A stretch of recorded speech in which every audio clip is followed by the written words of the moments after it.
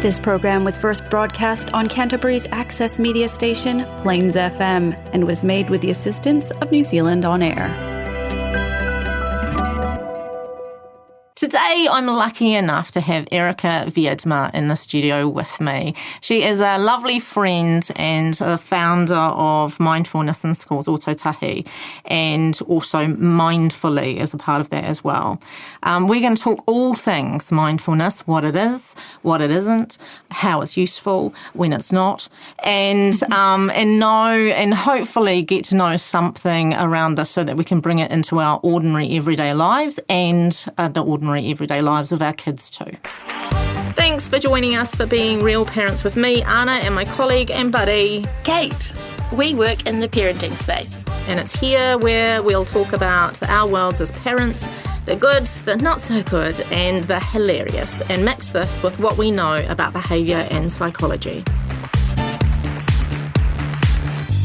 So nice to have you with me. Thank you so much for being here. It's fantastic to be here, Anna. Thank you. Oh, you're really welcome. So we're missing Kate today. She's got a sick child, so, as we do this time of year. Yeah. But that's cool. So it's really nice to have you with me. And I've been wanting to have this kōrero with you for a long time. We've known each other a wee while now and done some work together, which has been cool. But I've never really got to the kind of bottom of, I know who you are, but I'd like everyone to know who you are. And I also wanted to talk through the kind of journey that took you into mindfulness too. Yeah, thanks, Anna. Yeah, I think it's great that you call it a journey because it is a journey. And I think that because of the popularity of mindfulness, I think it can be seen more as almost like a commodity, something that, now I've got mindfulness. Yeah.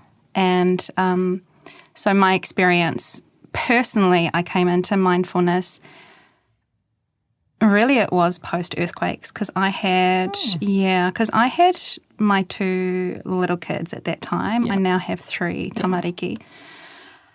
And look, I found the transition to parenthood really hard anyway. Yeah. So, my husband and I were already kind of, at the kind of top level of what we could deal with, and then along come the earthquakes, and just day-to-day life just became that much harder.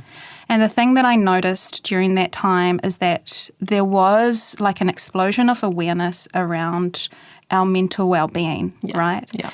And I kept going to, as a parent, to seminars and to different things that were saying, stress has got such a big impact on our kids, like the stress that you have as parents is impacting. And I was like, okay, yes. And I'd come away from all of these going, yes, okay, yes, of course, I know. And then I just started to be honest, and I started to feel shitty. I was like, if I hear this one more time that your stress is impacting your kids without any steps as to what next, I was feeling lost. Yeah. Yeah. Yeah. That happens a lot, doesn't it? Like I notice when I, search some, things up, problems, if you were, often they'll talk about the problem and they'll talk about the impacts of the problem, but they don't talk about the kind of way to support yourself and others, or it's an odd thing that's kind of like the missing piece of a lot of puzzles. Yeah, I think it is. And I don't think at that time there was this kind of podcast, like when I listened to you. And I think it's so great because I think you are down to earth. I think you do live that kind of real parenting situation, right? And so I was lucky enough to stumble into a mindful-based stress reduction course, class. And when I found that, it was like a sigh of relief because here was some really practical, down-to-earth way of practicing and acknowledging my stress levels and yet doing something really tangible and to see the effects immediately. And so I just it was like, where has this been all my life? Where has this mindfulness thing been all my life? And I was lucky enough at that time to be teaching in schools. So my background is as a yoga teacher and as a dance teacher. during my dance training. So I trained at Unitec in Auckland. We did this really cool stuff called somatic training. So it was a lot about that connection between mind and body. I was always really interested in that anyway. Yeah.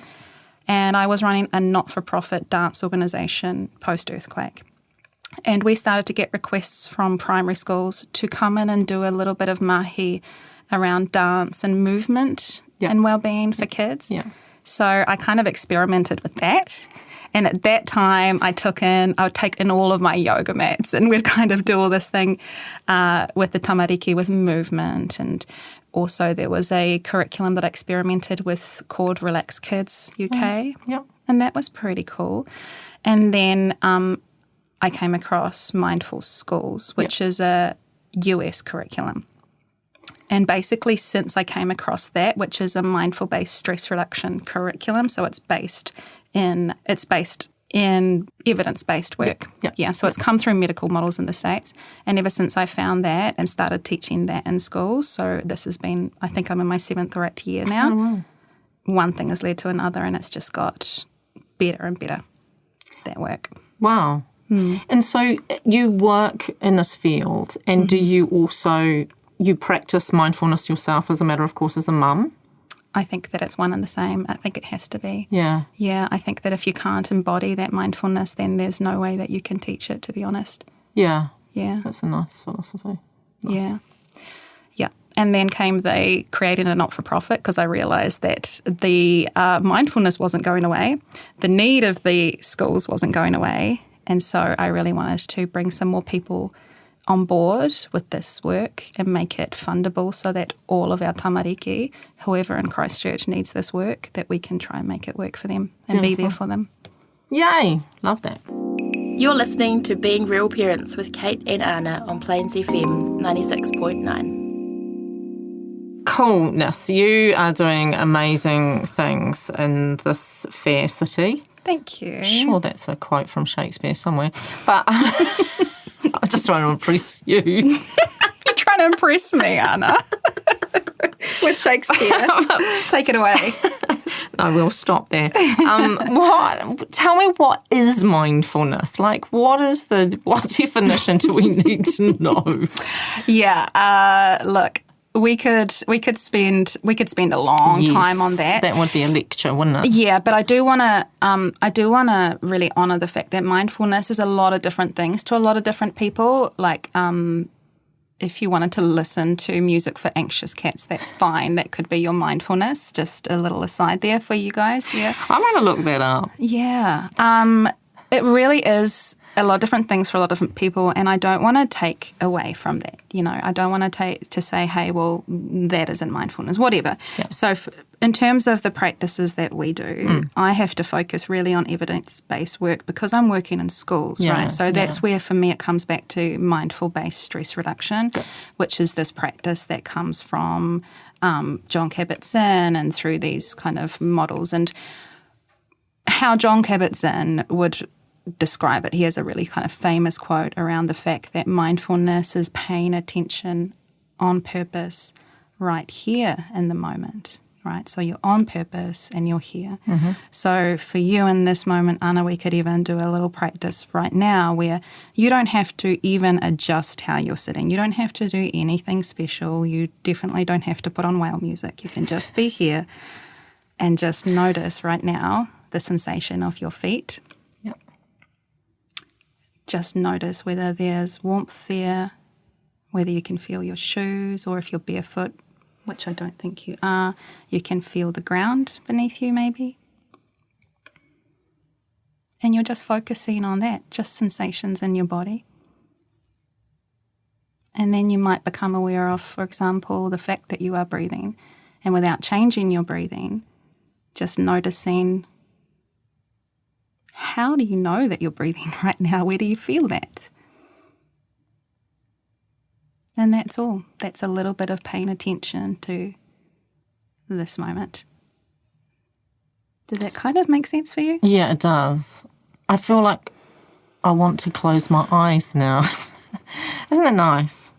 Yeah, some people do. I think we have an image. It happens a lot when I meet tamariki for the first time. So I'm teaching 1,400 kids this year. Oh, just a wee few. Just a wee few. And I get to, it's really cool because I get to see them fortnightly throughout the year. And I get to see some of these kids from when they're 5 years old till they're 12. And the first time I meet them, I always check in and go, hey, what do you think mindfulness is? And almost every time they will say, oh, that's like and they sit in this kind of little position and show me. And I'm like, okay. They always kind of come with that idea. And then hopefully by the end they come out with the idea that actually it can be a lot of different things. It's a way of them paying attention to what's happening right here, right now. As opposed to being on autopilot or being lost in your thoughts. So when I asked you to notice your feet, could you actually connect down there with that? And you noticed that you needed to kind of almost close your eyes, did you, to connect? Yeah. And it was interesting because when I did that too, I also noticed my breathing, and then you brought it up. Oh, you just naturally went there, did you, to the breathing?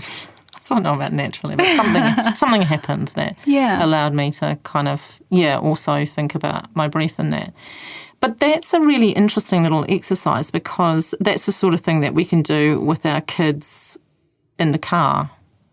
100%, yeah. Or, on the way, going to school when it's been a rushy morning and everything's gone a bit belly up. We can always turn to our kids and say, hey, look, let's just focus on feeling our feet in our shoes, on the floor of the car. That's exactly the kind of thing that I would like. That's how I would love mindfulness to be seen, as something that you could kind of integrate into your day in little bits and pieces. And one way to think about it is that you are taking something that you usually do almost unconsciously. So you know that you probably can relate to driving somewhere and then going, oh, how did I even get here? Yeah. Just being on autopilot, right?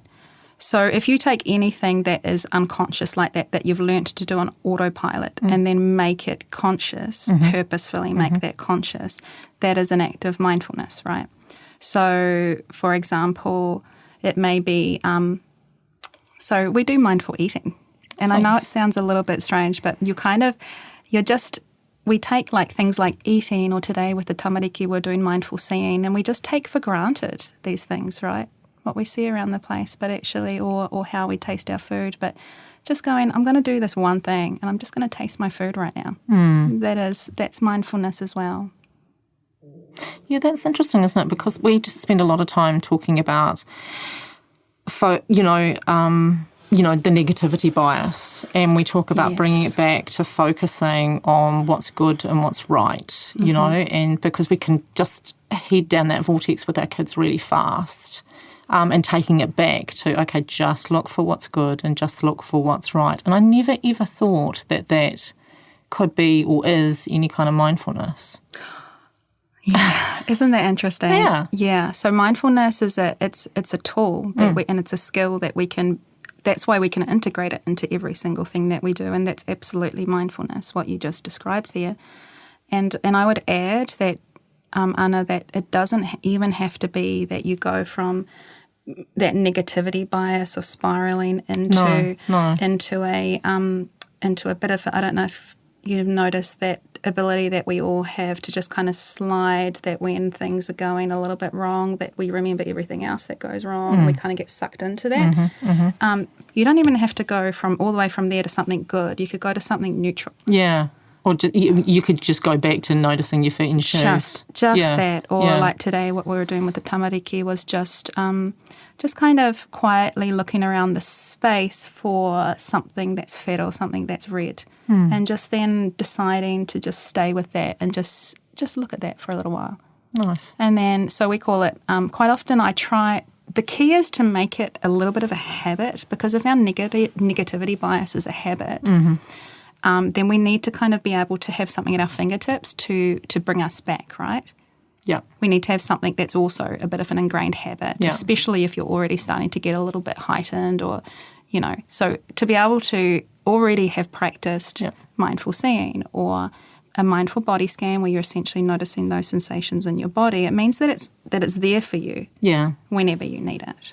And what's the benefits? What are the benefits of just? I mean, I felt that, and I guess, and that's why I immediately thought afterwards I could use that as a technique with my kids or for myself on the way to work when I'm stressing or whatever. Yeah, but and what do we not? There's something that happens. Well, clearly, yeah, clearly. What is that happening? What is that? I tell you what, how about I don't give you the kind of, the evidence-based stuff, and how about I just give you an example for me this morning. Yeah. I was, so I had a pretty busy morning. So like I say, I've got 3 tamariki, and my darling daughter who's 10, she struggles a little bit. And so we're on our way to work, and I was feeling a little bit like things were getting on top of me, and I was pretty focused. And so I get into my hyper-focus. You do that when you're kind of a little bit stressed. Okay, yeah. And she started to play this little game where she was singing. She held up her hand to her, and she started singing, and then she passed me the mic. Yeah. I was driving. I was in the car, And I was like, okay, stop everything you're thinking about, Erica. Keep driving and play this game, right? And so my mindfulness allows me to shift that focus really quickly from all of those things that I think are incredibly important, or where my mind is wandering to and 3 steps ahead, that, I'm at school teaching now. No, I'm in the car with my daughter and she wants to play a game with me and she is precious. So I'm going to spend a moment just doing that. Yeah. And so my mindfulness practice helps me be there in that moment. And we just had a beautiful little game of that, and we ended up giggling and laughing, send her off to school, and I get to go then do my mahi. So it really helps you kind of eke out each moment. Like, be where you are, even if it's uncomfortable, and then go on to the next thing. Yeah. It's quite hard to do when you're interviewing someone, I'm finding right now. I'm just going like, I want to be mindful, but I have to think about the next question. Is that what you found right now, Anna, that you were thinking? Did you notice that you were thinking about the next thing when I was talking to you? Yeah. That is a thing. Yeah, I think I've talked to you about this little practice that we do called listening like a cow. Yes, you have. Yeah, so that's a mindful-based stress reduction little, it's pretty cool. So you set a timer and you just listen, like essentially you practice listening to the person you're talking to and noticing when you start to formulate those answers in your head and coming back to just listening. Yeah. So now you're just doing that, aren't you? And now you're not sure whether the next thing's going to come out of your head. It's like you can read my mind. Huh? That's quite busy. It's quite busy. Do you find that? Do you find your mind's quite busy? Yes, my mind is quite busy. Yeah. So do you have that belief that a lot of people, and I'd say including myself, that a lot of people believe they can't do mindfulness because their mind's too busy, that they'd never be able to sit still, they'd never be able to do this practice? When I have been able to practice mindfulness, and even, in those tiny moments and in places like yoga, I love it. Like, I just love it and come out feeling like I've just woken up from a really deep sleep and feel energized rather than I'll just curl up in the corner, thanks very much. So coming back to the question that you had, Anna, about what it is that? Like, it is hard to define, isn't it, what you just described, the sense of arriving right here and what's happening, and the fact that that kind of is freeing in a little bit of a way. Yeah. It is. Like, for example, I've been teaching at Rāwhiti School for about 7 years, right? And I remember I was into my 3rd year teaching there, and a teacher comes up to me and she goes, I get it now, Erica. Like, after 3 years, she's so sweet. She's like, we were just having a really, really, sorry, I can't swear, crappy day. And I just thought, okay, I'll just do the mindfulness thing. Okay, I'll just try it. And because I'd already practiced with the kids, they knew how to do it. And so she took about 5 minutes out of their day to do a little bit of, it was probably mindful breathing or something. Yeah. And she said, Erica, the whole rest of the day was so much smoother because I took that bit of time, just that 5 minutes, and we kind of recalibrated. And I think that's kind of what it's doing. It's helping you come down from that winding up that we tend to do, where our nervous system is taking on more and more and more information and becoming more and more and more reactive. And it's giving us that little bit of space just to actually check out, do I actually need to be thinking that much? Do I actually need to be quite this wound up? Or if I look around right now, is everything actually okay? Yes. Yes. So there's a relaxation aspect of mindfulness. You know, we actually, to be honest, we avoid the... Oh, do we?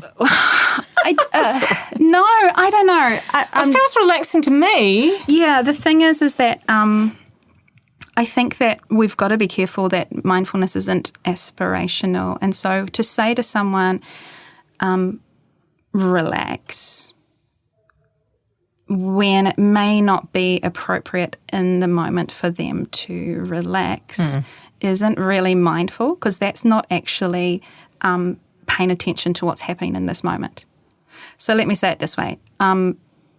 If it was only about relaxation, then you could only do mindfulness when you were in a place where that was appropriate, right? Yeah. So sometimes I'm in a school or where there are a couple of kids in the corner just completely, throwing chairs and being crazy, right? Yeah. And then what do we say to the rest of the 28 kids? Hey, just relax. Yeah. There's 2 kids over there completely losing it. Yeah. But don't you worry. You just be here and let's be mindful. Yeah. That's not really mindfulness, right? Yeah. To ask them to, it's like kind of asking someone in a burning building, just relax. Yeah. I guess what I was looking at was what are the outcomes of practicing mindfulness? Like, what would I notice if I took this on as a part of my world and with my children? I think the words that I think I come to nervous system regulation, which just sounds so fancy, but it is different to relaxation. I think that's maybe what you're looking about. I'm just regulating. Yeah. I'm regulating so that my levels of arousal are appropriate to the place that I'm at. And for me personally, what they've brought for me in parenting is they've brought me this tiny little space where I get to before I react, I get to have this little moment of, what's happening and how might I react? So a little bit of a space between what happened and then how I respond. That to me is my mindfulness, just that little bit of a space. Does that make sense? Yeah, it does make sense. It's almost like a reconnecting, isn't it, with ourselves? Yes. You've got it. Yay, you've got it. That is it. So in terms of our top tips, like there were many, but we're going to try and get this down to 3. Great. What I've got is I love that all mindfulness is paying attention to what's happening right now. Yeah. It's easy. It's here for all of us. In fact, that's why kids are so good at it. Agreed. That's true. That is true. They are so good at it, eh? It's also the reason that, I'm going to ask you this question, is it also the reason that Christmas for children takes so long and for us it's like, what just happened? Because they're just in there doing it. Yeah. I love that. Yeah. Yeah. Yeah, because they're so much more present than we are, and we're just worrying about, we're in our heads. Yeah. Well, I am. Absolutely. Number 2, I've got that mindfulness is so simple that we can use it every day. Yeah. In our own worlds and with our children. And I love that. I love that it's so simple that it's something that can just bring us back to, I don't know, just bring us back, back to the moment. Let's go there. Yeah, I had the girl the other day, we were doing this mindfulness of seeing where we were blowing bubbles and they were just looking and not touching, which is really, really hard for kids, right? It's so hard to feel that kind of reactivity, but not do it. And one of them, we'd done this for 2 or 3 minutes, and then I go to leave and she goes, Erica, can you do that again? I said, oh, how come? She said, I missed it. I was like, were you in the room? She's like, yeah, but I just missed it. And it kind of really reminded me, that's why I do my mindfulness, is to not miss the good moments. Yeah, that's true. And to really, our time with our kids is so fleeting, right? They're so precious.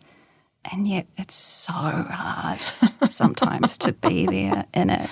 with the vomiting and the the whinging yelling and the whinging. And just to my mindfulness reminds me this too is life and this too is precious, and just be here, because one moment they'll be gone and then I'll miss them. It's so true. And I think, that's true, isn't it? Because we will miss lots of moments, but then we can choose to focus on some too, We can actually bring ourselves back to reconnecting and focus on something, even if it is the tone of the wine.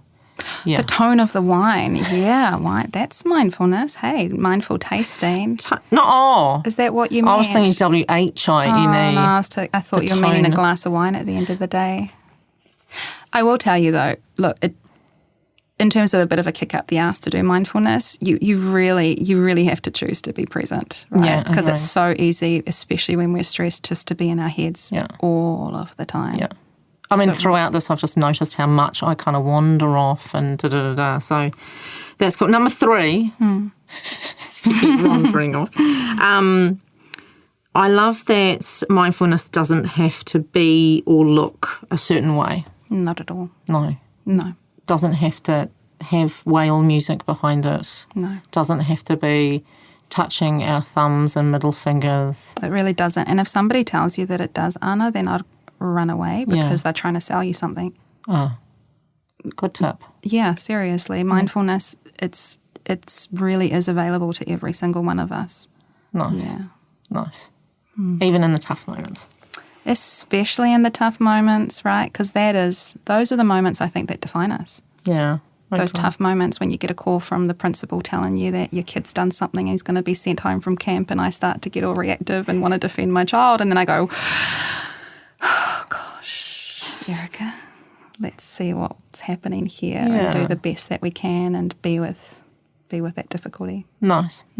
Thank you so much for being with me. I've really appreciated your time, and you're bringing me back to just being in this moment with you, and it's been lovely, a real pleasure. Oh, thank you, Anna. It's really nice to do this with you. So if you want to learn more about mindfulness or Erica's world, you can go to Mindfuli, mindfuli.org.nz, where you'll find everything that you need to know. And the other thing we'll do as a part of this is offer some free little 2-minute meditation practices from Erica as well throughout our week to help us along.